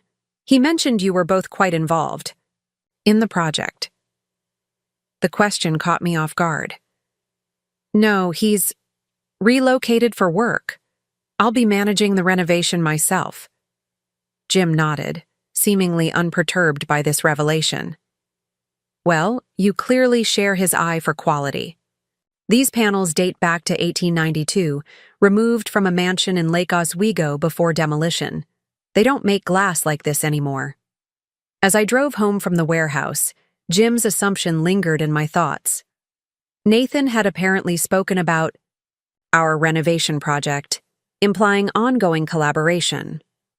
Was it simple convenience, easier than explaining our pending divorce, or something more calculated? Another attempt to maintain connections, to keep doors open even as we formally close them? I pushed the thoughts aside as I pulled up to my temporary home. After moving out of Kate's guest room, I'd rented a small apartment near the Victorian, a month-to-month lease that would give me flexibility during the renovation process. It was sparsely furnished with just the essentials I'd kept from the West Hills house, most of my possessions still in storage awaiting their proper place in the new home. The apartment felt transitory in a way that matched my emotional state. No longer married but not yet divorced. No longer in my old life, but not fully established in my new one. Like living in the hyphen between before and after. My phone rang as I was unlocking the door. Elaine. Olivia, she greeted me, her voice unusually animated. I've just received some interesting news that affects your case. I set down my purse, instantly alert. What's happened? Nathan's father passed away yesterday. Heart attack, apparently quite sudden. The news hit with unexpected force. Richard Walsh had been a formidable presence in our lives, demanding, critical, but also oddly protective of me once he'd decided I was worthy of his son. Despite his flaws, he'd been the closest thing to a father figure I'd had since my own dad's death in college. That's terrible, I said sincerely. How's Nathan taking it? I don't have those details. Gloria informed me as a professional courtesy, given that the estate may impact your settlement. Elaine's tone remained neutral, focused on the legal implications rather than the emotional ones. Richard Walsh was a wealthy man. Nathan stands to inherit considerably. The practical significance dawned on me. The payment plan for the penalty may no longer be necessary, yes. I could hear papers shuffling on her end of the line. We'll need to wait for the will to be probated, of course, but I wanted you to be aware of the development. After we hung up, I sat heavily on my IKEA couch, trying to process this new twist. Richard's death would change things for Nathan. Financially, certainly, but also personally. Despite their complicated relationship, Nathan had spent his life seeking his father's approval, measuring his own success against Richard's exacting standards. My finger hovered over Nathan's contact information, still saved in my phone, despite everything. Should I call?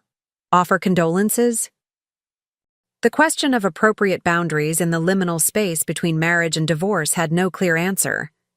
In the end, I sent a text. Just heard about your father. I'm so sorry for your loss. Please let me know if there's anything I can do. Simple, sincere, with no expectations attached. An acknowledgement of shared history without presuming ongoing connection. His response came hours later. Thank you.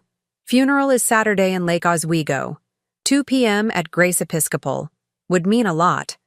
If you could come. The request sent me spiraling into uncertainty again. Attending my soon-to-be ex-husband's father's funeral seemed beyond the scope of post-divorce courtesy. Yet Richard had been part of my life for 7 years. Would it be colder to stay away? I called Kate, my reliable compass in these uncharted waters. What does your gut tell you? She asked after I explained the situation. That I should go. Not for Nathan, but for Richard. And for myself. For closure on that relationship too. Then you have your answer. Her voice was gentle but firm. Just be prepared. Funerals bring out all sorts of emotions, and Nathan might read more into your presence than you intend. I'll be clear about my boundaries, I promised. This is about paying respects, not rekindling anything. Saturday arrived with appropriately somber skies, gray clouds hanging low over the city. I chose a conservative black dress, pearl earrings that had been a gift from Richard on my 30th birthday, and minimal makeup. The church parking lot was nearly full when I arrived, Richard's influence evident in the number of attendees filing into the sanctuary. I slipped into a pew near the back, hoping to maintain a respectful presence without drawing attention. But Nathan spotted me almost immediately, his gaze finding mine across the crowded church with unerring precision. He nodded slightly, a gesture of acknowledgement and perhaps gratitude, before returning his attention to the family members surrounding him at the front. The service was traditional and mercifully brief. Richard had never been a man who appreciated excessive sentiment or lengthy eulogies. Nathan spoke eloquently about his father's legacy, his voice steady until he mentioned Richard's core belief in honoring commitments, even when they come at great personal cost. His eyes found mine again, the implication clear in his gaze. After the final hymn, guests moved to the adjacent hall for the reception. I debated slipping away, my obligation to pay respects technically fulfilled, but something held me back, some need for completion I couldn't quite articulate. I was examining a photo display of Richard's life when Nathan approached, 2 glasses of wine in hand. He offered one to me without comment. "Thank you for coming," he said after a moment. It would have meant a lot to him. I accepted the wine, keeping a careful distance between us. "He was important to me too, Nathan. I'm sorry for your loss." He nodded, his eyes red-rimmed but dry. "He asked about you, even after. Everything. Wanted to know if you were okay." The information surprised me. I thought he'd be firmly on Team Nathan in the divorce. A sad smile crossed his face. He was more complicated than that.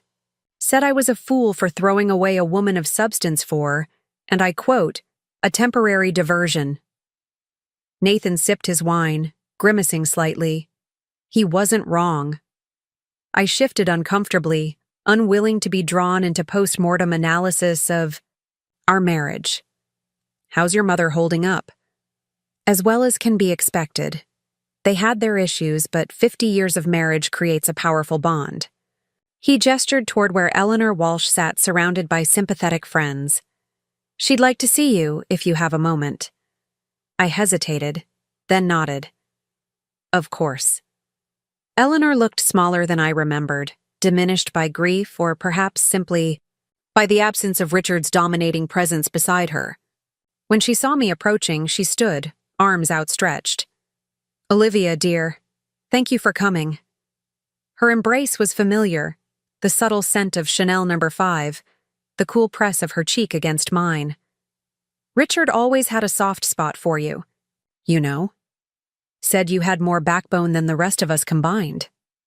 The comment was so perfectly Richard, a compliment wrapped in an implicit criticism of his own family, that I couldn't help smiling. He was always honest, if nothing else. Too honest sometimes. She patted the chair beside her. "Sit with me a moment. Nathan tells me you're renovating the old Prescott place on Elm Street. Ambitious project." We chatted about the Victorian, Eleanor offering insights about its history that could only come from someone who had lived in the neighborhood for decades. It was surreal, this cordial conversation with my soon-to-be ex-mother-in-law at my soon-to-be ex-father-in-law's funeral. Yet also strangely comforting. A reminder that relationships didn't simply vanish, but evolved, transformed by circumstance. As the reception wound down, Nathan found me again. "Can I walk you to your car?" I nodded, gathering my purse and saying goodbye to Eleanor. We walked in silence through the church garden, spring flowers pushing through the soil in defiance of the gloomy weather. "The will reading is tomorrow," Nathan said abruptly. "Dad's attorney said to expect surprises." "Oh?" I kept my tone neutral, though Elaine's words about the potential impact on our settlement echoed in my mind. Richard was never predictable, especially when it came to money. He shrugged, hands in his pockets. "Whatever it is, I wanted you to know. The settlement stands. regardless of what I inherit. I stopped, turning to face him fully. Nathan, you don't have to. I know. I don't have to. I want to. His expression was earnest, almost urgent. The prenup penalty isn't just about money, Olivia. It's about accountability, about consequences. Richard taught me that, if nothing else. We had reached my car. I unlocked it, trying to formulate an appropriate response to his unexpected declaration. I appreciate that. But if circumstances change significantly, they won't, not in terms of our agreement. He stepped back, maintaining a respectful distance. Take care of yourself, Liv. The use of my nickname, the one he'd been careful to avoid since I'd objected, slipped out naturally, a small but telling regression to familiarity in the emotional context of the day. I let it pass without comment, sliding into the driver's seat. You too, Nathan. And again, I'm sorry about your father. As I drove away, I caught a glimpse of him in my rearview mirror, a solitary figure in a black suit, watching until I turned the corner and disappeared from view. The Victorian consumed my attention in the weeks that followed. After closing on the property, I threw myself into the renovation with single-minded focus. It became my therapy, my distraction, my rebirth, transforming the neglected Grand Dame into a showcase for both historic preservation and modern living. I assembled a team of contractors who specialized in historic homes, established a workable budget from the proceeds of the West Hills house, and created a detailed renovation plan room by room. The project was ambitious, especially for someone newly single and rebuilding a design business, but the challenge energized rather than daunted me. The divorce was finalized with little fanfare, just a notice from Elaine that the judge had signed the decree and it was officially recorded. 62 days after signing the settlement, I was legally Olivia Carter again, no longer connected to Nathan Walsh except through memory and a payment plan scheduled to last 5 years. Or so I thought. 3 days after the divorce was finalized, a courier delivered a certified letter to my apartment. Inside was a cashier's check for $500,000, the full amount of the infidelity penalty, along with a brief note on Nathan's law firm stationery. Olivia, as promised, the settlement stands, regardless of changed circumstances. Enclosed is payment in full of the agreed penalty. I've also instructed my attorney to transfer the remaining joint investment accounts to you immediately, rather than waiting for the scheduled date. My father's will contained the surprises his attorney predicted, chief among them that he left a significant portion of his estate to establish a scholarship foundation rather than to family. However, he did leave me his share in the partnership and enough liquid assets to fulfill my obligations to you without the extended payment plan. Consider this the final chapter in our financial entanglement. I wish you every happiness in your new home and new life. Nathan.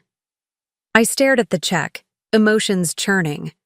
The practical implications were significant. Immediate financial security, no need to worry about whether Nathan would honor the payment plan over 5 years, complete separation of our financial lives. It should have felt like a victory.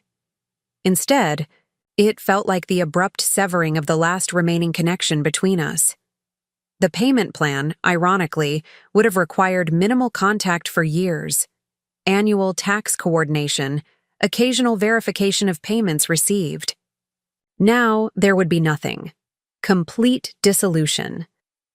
I set the check aside, unsure why this development, objectively positive, left me feeling hollow. Perhaps it was simply the finality of it. The undeniable evidence that 7 years of marriage could be reduced to a cashier's check and a polite note. Kate, when I told her that evening, was less conflicted.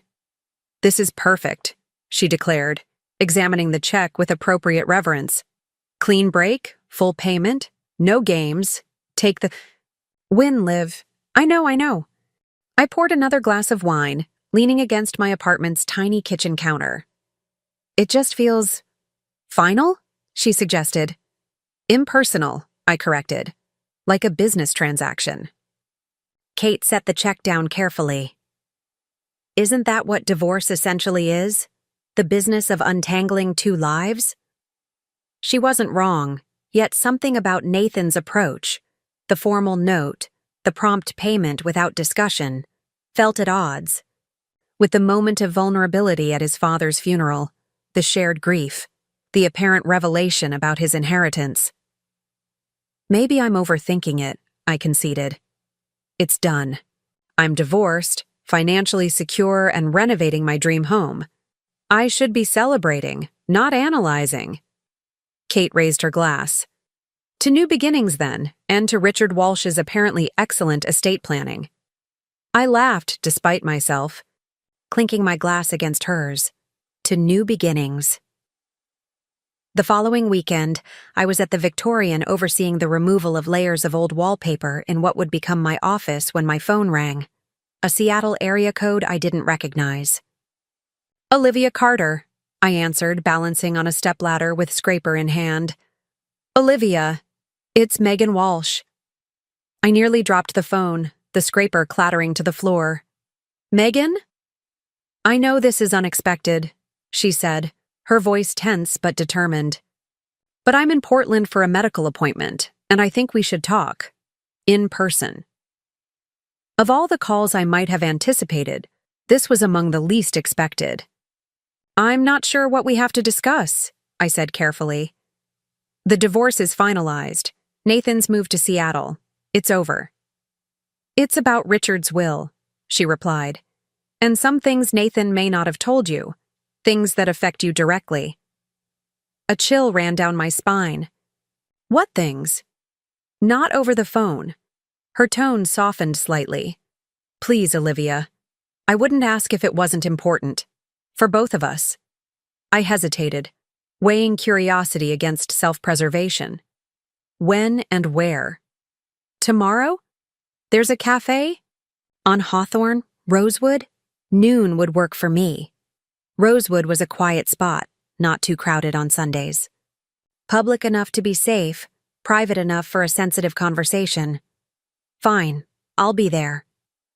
After hanging up, I sat on the dusty floor of my half-demolished office, mind racing. What could Richard's will possibly contain that would concern? Both Megan and me? And why would she come all the way from Seattle to tell me in person? I considered calling Nathan, demanding answers, but something held me back. If he had concealed information relevant to our settlement, I wanted to hear it from Megan first, unfiltered by his explanations or justifications. That night, sleep eluded me. I tossed and turned in my rental apartment's unfamiliar bed, scenarios. Playing through my mind like film clips. Was Richard's estate entangled with assets Nathan and I had shared? Had Nathan misrepresented his inheritance to accelerate our divorce? And what was Megan's stake in all this? By morning, exhaustion had dulled my anxiety to a low hum. I dressed carefully in jeans and a blouse that made me feel confident yet casual, determined not to appear either intimidated or overly concerned about this unexpected meeting. Rosewood Cafe was half empty when I arrived, Sunday brunchers already departed, weekday lunch crowd not yet arrived. I spotted Megan immediately, seated at a corner table, her blonde hair pulled back in a simple ponytail. Her pregnancy was more visible now, the curve of her stomach prominent beneath a loose green sweater. She rose awkwardly as I approached, one hand supporting her lower back. "Thank you for coming," she said, extending her other hand formally. I shook it briefly, taking the seat across from her. "You said it was important." A waitress appeared, and we both ordered herbal tea for Megan, black coffee for me. When she departed, Megan leaned forward, her expression serious. "I've left Nathan," she said without preamble. "Permanently this time." The statement hung between us, unexpected and oddly deflating. After all the scenarios I'd imagined, this seemed irrelevant. "I'm sorry," I said automatically, "but I'm not sure how that concerns me." or why you'd come to Portland to tell me in person. She twisted a napkin between her fingers. Because Richard's will changes everything, and you deserve to know the truth before making any final decisions. Final decisions? The divorce is already final, Megan. There are no more decisions to make. That's what Nathan wants you to believe. Her voice hardened. But Richard's will tells a different story. The waitress returned with our drinks, the interruption allowing me to gather my thoughts. When we were alone again, I fixed Megan. With a direct stare. Explain, clearly and completely. She took a sip of tea, seeming to organize her thoughts. Richard Walsh didn't just leave Nathan his partnership shares. He left him controlling interest in Meridian Properties. The name rang a distant bell, something Nathan had mentioned in passing years ago. His real estate holdings? More than that.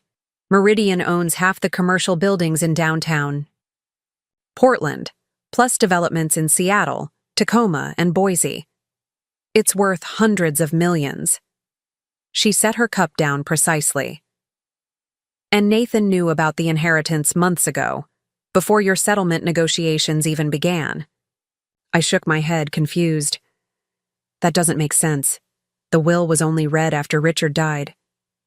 The official reading, yes, but Richard told Nathan about the inheritance last fall, when he was diagnosed with heart disease. Her gaze was steady, challenging. Nathan knew he was about to become extremely wealthy. He knew the prenup's penalty would be a drop in the bucket compared to his inheritance, and he deliberately concealed that information during your divorce. The implications crashed over me like a wave. If what Megan was saying was true, Nathan had negotiated our settlement in bad faith, presenting himself as financially stretched by the penalty when he knew substantial wealth was imminent. How do you know this? I asked, voice tight. Because, he told me, when he was trying to convince me to keep quiet about the affair. Her laugh was bitter. He said once his father died, we'd have more money than we could spend in a lifetime. That the prenup penalty was just temporary damage control. I sat back, processing this revelation. So why are you telling me now? Why come all the way to Portland when a phone call would have sufficed? Her hand moved protectively to her stomach, a gesture I was beginning to recognize as habitual. Because I'm done with his manipulations. Because pregnant or not, I won't build a life with someone who treats people as pawns.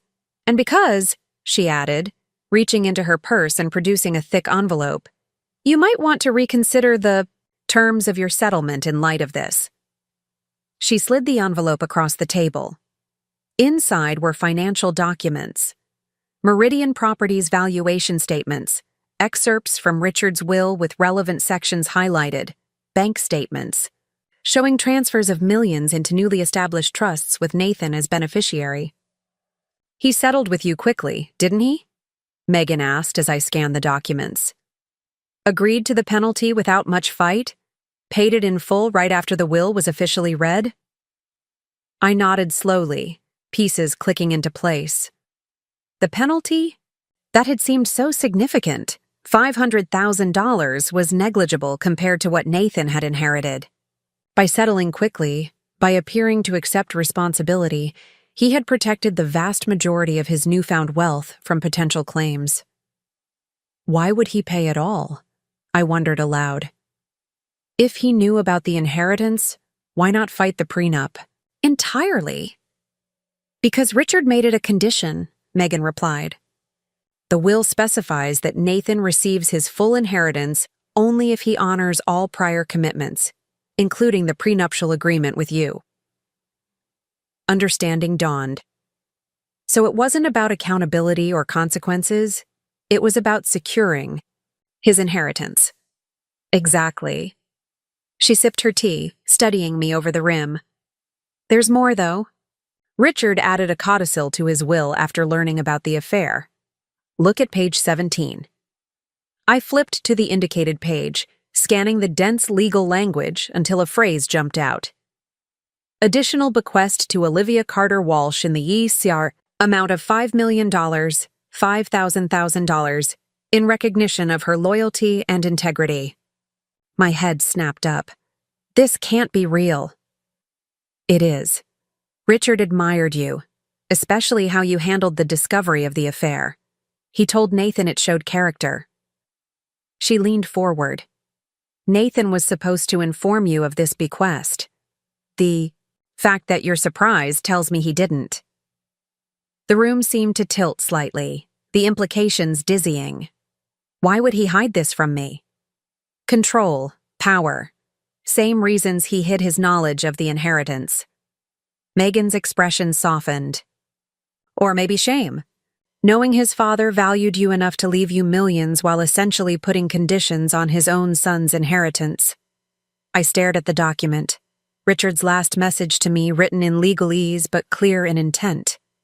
Vindication, validation, an acknowledgement that in his eyes, I had behaved honorably while his son had not. What do you want from this, Megan? I asked finally. You didn't come here just to play messenger. She straightened, meeting my gaze directly. I want to move forward with my life, with my child's life, free from Nathan's manipulations.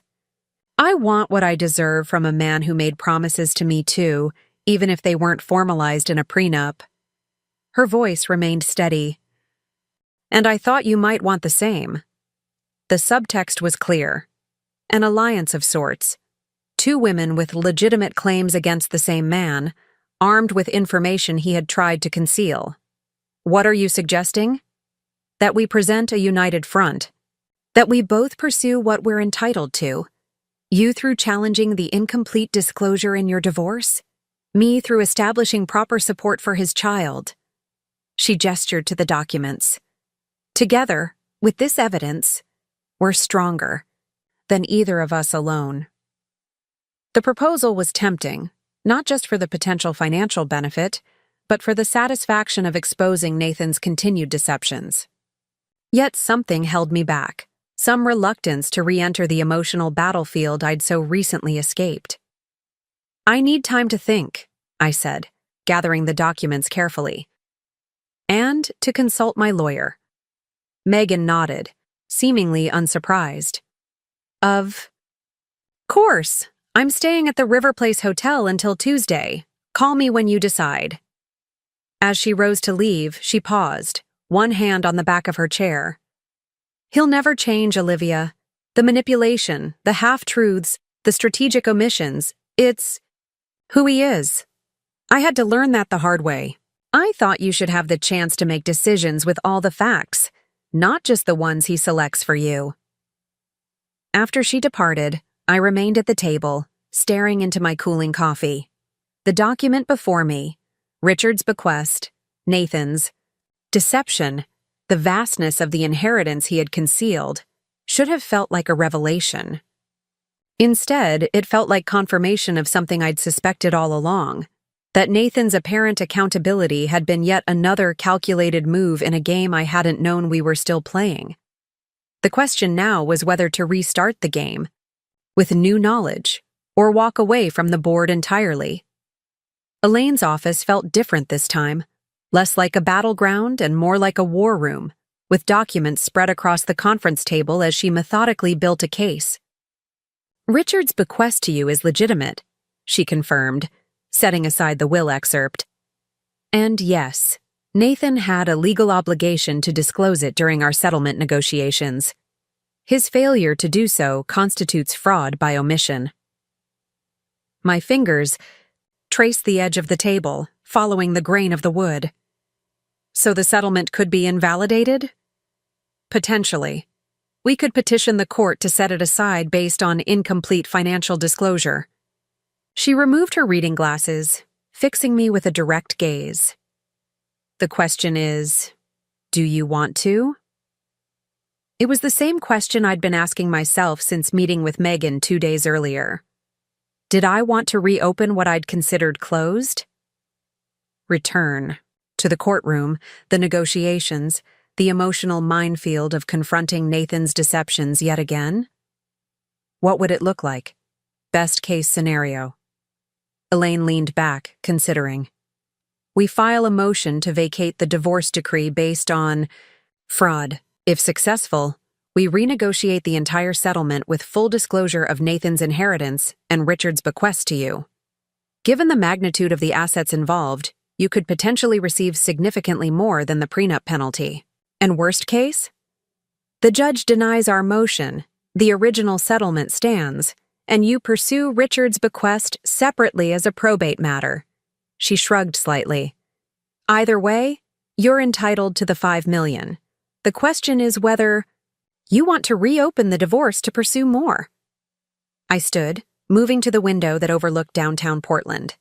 Spring had fully arrived, cherry blossoms dotting the park blocks with clouds of pink and white. The Victorian was waiting for me, its renovation barely begun. My business was slowly rebuilding, new clients referred by those who valued my work, regardless of Nathan's connections. What if there's a third option? I asked, turning back to face her. One that doesn't involve courts or prolonged battles? Elaine raised an eyebrow. I'm listening. I want Richard's bequest. It was his wish, and it feels like vindication, in a way. But I don't want to spend the next year fighting Nathan for more than we agreed to. I returned to my seat, suddenly clear about my path forward.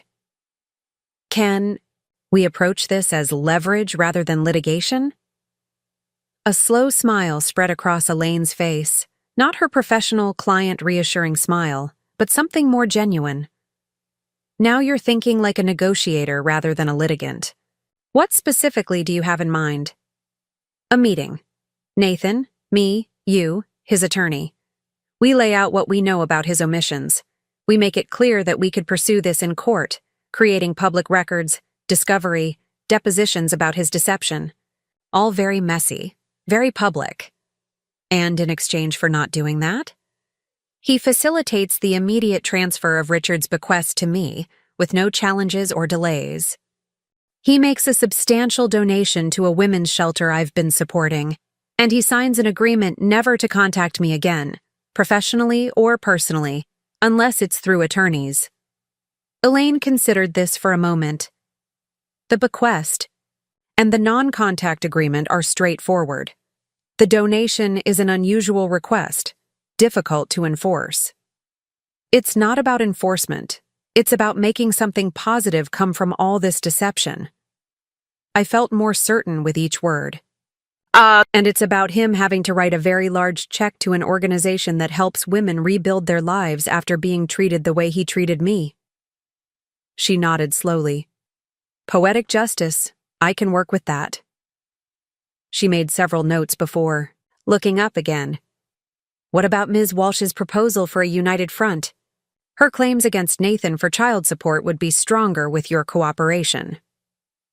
The question gave me pause. Megan had reached out from a place of desperation and pragmatism, offering an alliance born of shared grievances. There was a certain elegant symmetry to the idea. Two women joining forces against the man who had deceived them both. Yet something about it felt wrong, too vengeful, too entangled. The thought of remaining connected to Nathan through an ongoing alliance with Megan seemed like moving backward rather than forward. I'll provide any factual information her attorney requests, I decided. But I don't want our claims linked. Her situation is different from mine. She's having his child. She has a future that will always include him in some capacity.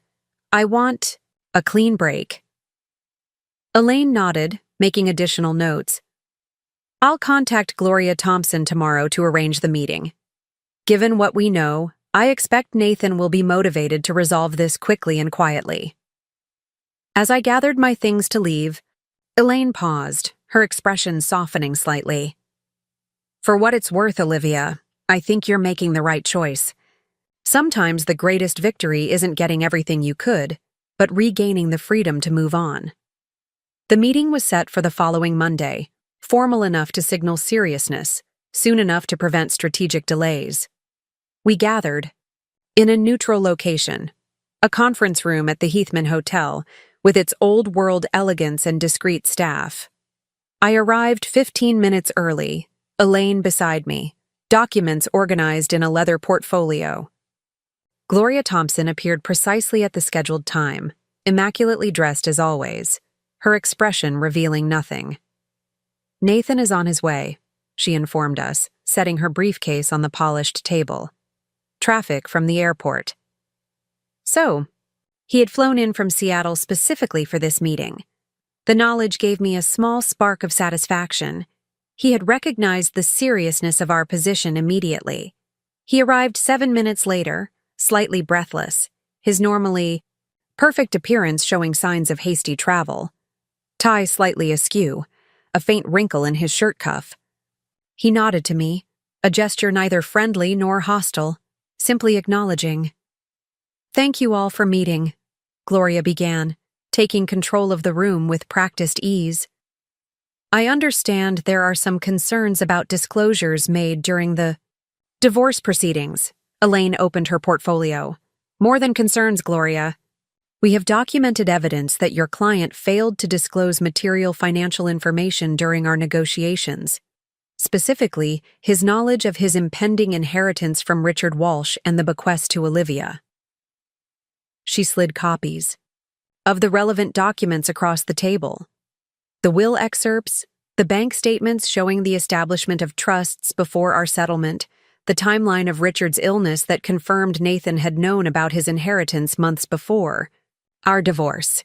Gloria reviewed them without visible reaction, though her stillness itself seemed to communicate recognition of a difficult position.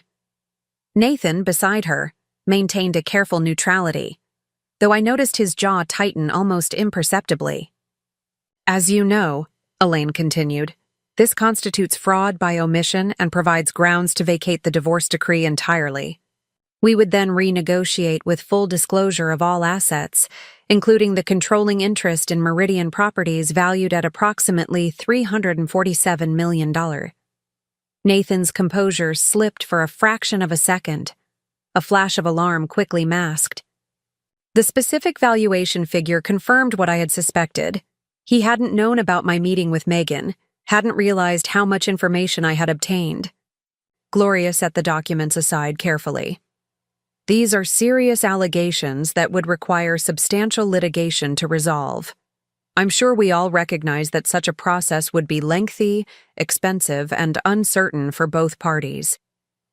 "Indeed," Elaine agreed smoothly. "Which is why my client is prepared to offer an alternative resolution." I sat straighter, allowing Elaine to present my terms exactly as we had discussed: immediate transfer of Richard's bequest, substantial donation to the women's shelter, and a permanent non-contact agreement. When she finished, Nathan spoke for the first time. "May I have a moment alone with Olivia?" Elaine looked to me, eyebrows raised in question. I hesitated, weighing the request. Part of me wanted to refuse, to maintain the professional buffer between us, to deny him the intimacy of private conversation. But another part needed closure, needed to look him in the eye one final time without attorneys mediating the exchange. 5 minutes, I agreed. No more. The attorneys stepped outside, closing the door behind them. Nathan remained seated, across the table, maintaining the physical distance between us. "You met with Megan," he said. Not a question, but a statement. "Yes." "She told you about the will, about Meridian." I nodded. "Why did you hide it, Nathan? The settlement was already heavily in my favor due to the prenup. Why risk everything to conceal the inheritance?" He looked down at his hands, then back up, something like resignation in his expression. Habit, maybe. The instinct to protect assets, to reveal only what's necessary. The same instinct that made me a good attorney, but a terrible husband. "And Richard's bequest to me? $5 million isn't something you simply forget to mention." A flash of something, embarrassment, resentment, crossed his face. That was harder to explain. "My father left you that money specifically because he thought I had failed you. It felt like his final judgment on me as a son, as a husband. So you hid it out of pride. Out of shame, he corrected quietly. And yes, I recognize the irony. Concealing it only proves his point about my character. We sat in silence for a moment, the weight of years together and months apart hanging between us. Despite everything, I felt a flicker of something like pity. Nathan had spent his life seeking approval, from his father, from the firm's partners, from the world. Always performing, always calculating, always one step removed from genuine connection. Your terms are reasonable, he said finally. I'll sign the agreement. You'll have the bequest within the week, and I'll make the donation to the shelter immediately. Thank you. He hesitated, then added, for what it's worth, seeing the Victorian that day, watching you plan its renovation, it reminded me of who you really are. Someone who builds beautiful things, who sees potential where others see problems. I should have valued that more when I had the chance. The compliment landed strangely, both genuine and beside the point. This isn't about what you failed to value, Nathan. It's about what you failed to honor. Truth, commitment, basic respect. He nodded, accepting the correction. You're right. And I'm sorry. Not just for the affair or the deception about the will, but for all of it. For not being the man you thought you married. The attorneys returned then, the brief moment of personal connection closing as abruptly as it had opened.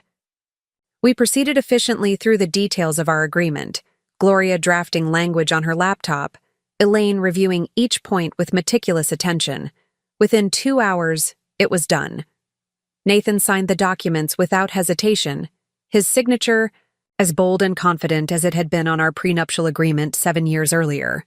I signed my portions, watching as Gloria and Elaine added their witness signatures to each page. I believe that concludes our business, Gloria announced, saving the final document and closing her laptop. The transfer instructions for the bequest will be sent to your office tomorrow, Elaine. The donation to the shelter will be made this afternoon. We stood, the formality of the setting making a handshake seem appropriate despite everything. Nathan extended his hand first, his expression solemn. Goodbye, Olivia. I accepted the handshake briefly, the contact impersonal and final. Goodbye, Nathan. He left with Gloria, not looking back as the door closed behind them. Elaine gathered our copies of the signed documents, securing them in her portfolio. Congratulations, she said simply. It's really over now. Walking out of the Heathman into the bright spring afternoon, I felt lighter than I had in months, perhaps lighter than I had in years. The weight of betrayal, the burden of fighting for what was rightfully mine, the shadow of Nathan's manipulations, all lifted with each step away from that conference room. My phone chimed with a text as I reached my car. Kate. Well, how did it go? I smiled, typing back, clean, done. He agreed to everything. Her response was immediate. Champagne tonight, my place, 7 p.m., non-negotiable. That evening, we sat on Kate's balcony overlooking the city, glasses of champagne catching the last golden light of day. I had recounted the meeting, Nathan's apology, the final handshake that marked the end of 7 years together. So, Kate said, refilling our glasses, what now? What does freedom look like for Olivia Carter? The question hung in the air, full of possibility rather than uncertainty. The Victorian, for starters. With Richard's bequest, I can do the renovation properly. No cutting corners, no compromises. Make it exactly what I've always imagined. And your business? I'm thinking of rebranding, actually. Not just interior design, but full restoration consulting for historic properties. The idea had been forming for weeks, crystallizing as I worked through the Victorians' renovation challenges. There's a niche there. People who want to honor the history of these grand old houses while making them livable for modern families. Kate raised her glass. To Carter Restoration Designs. Has a nice ring to it. I clinked my glass against hers, the name echoing pleasantly in my mind. I like that. Simple, clear, focused. Just like its founder, she observed with a smile. So no regrets? About not going after more in the settlement? I considered the question carefully. No. The prenup penalty? Richard's bequest. It's more than enough to build the life I want. Fighting for more would have meant staying entangled with Nathan, letting him continue to affect my choices, my peace of mind. The sun was setting now, painting Portland's skyline in shades of pink and gold. Somewhere across town, the Victorian waited for my vision to transform it. Downtown, the women's shelter would receive a donation that might change lives. In Seattle, Nathan would begin his new life with new wealth and perhaps new understanding of what his choices had cost him. And here, on this balcony, I was already becoming someone new, someone shaped by betrayal but not defined by it, someone who had fought for what was rightfully hers and then chosen to move forward rather than remain locked in battle. You know what the best part is, I said, watching the last sliver of sun disappear behind the West Hills. For the first time in my adult life, I don't have to consider anyone else's dreams or ambitions or preferences. The Victorian will be exactly what I want it to be. My business will go in whatever direction feels right to me. My future is entirely my own. Kate raised her glass one final time. To your future, then. May it be even more beautiful than you can imagine. As twilight deepened into evening, city lights twinkling to life below us, I felt something unexpected settle in my chest. Not just peace or closure, but genuine excitement for what lay ahead. The end of my marriage hadn't just closed a chapter. It had opened possibilities I hadn't been able to imagine while trying to fit my life around Nathan's. Sometimes the most unexpected revelations, even those delivered by a pregnant secretary, at an anniversary dinner, aren't endings at all, but doorways to something better than what came before. Up next, you've got 2 more standout stories right on your screen. If this one hit the mark, you won't want to pass these up. Just click and check them out.